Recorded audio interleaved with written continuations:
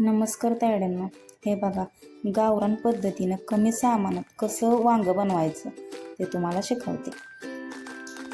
प्रत्येक वांगं घ्यायचं, असं 4 भागामध्ये कापून घ्यायचं आणि असं स्वच्छ पाण्यामध्ये धुवून घ्यायचं. त्यानंतर हे बघा, एकदम कमी सामान, कोणतेही ॲडिशनल मसाला नाही ह्यामध्ये.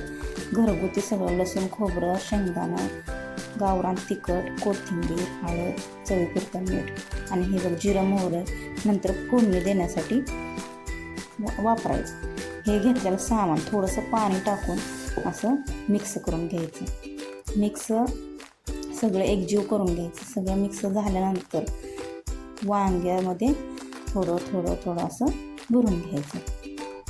बघ किती सुंदर मसाला झाला आहे. दिसायला पण छान दिसतो ना, आणि खाताना तर एकदम भन्नाट लागतं. एकदम कमी सामान आणि कोणताही पोटाला त्रास होणार नाही, काय नाही. कमी तेल वापरून असं वांगं जर बनवलं ना, काहीही त्रास होत नाही. हे बघ, थोडंसं तेल ओतलं, त्यामध्ये जिरं मोहरीची फोडणी दिली.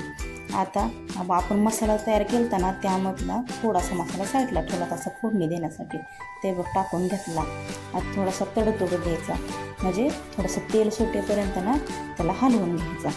आणि अशी 1 2 2 3 करत असं वांगे त्यामध्ये ॲड करून घ्यायचं. बघ, आणि थोडंसं बघ लगेच हलवून घ्यायचं त्याला. एकदम ते सगळं एकजीव करून घ्यायचं. बघते कसं होतंय. आणि लय पाणी नाही, अंगापुरतं पाणी ओतायचं त्या वांग्याला. बघ किती सुंदर लागते वांगं. गावरान पद्धतीनं कमी सामानात. तुम्ही जास्त तेलकट वगैरे खाऊन त्रास होतो ना. हे बघ, थोडंसंच तेवढंच केलं तर मस्त वाटेल खायला पण आणि तुमच्या शरीराला पण एक नंबर. हे बघ, थोडंसं सामान टाकून आता तयार केलं. आता 1 उकळी काढून घ्या या वांग्याची. बघ किती मस्त. बघ उकळी किती छान निघाली.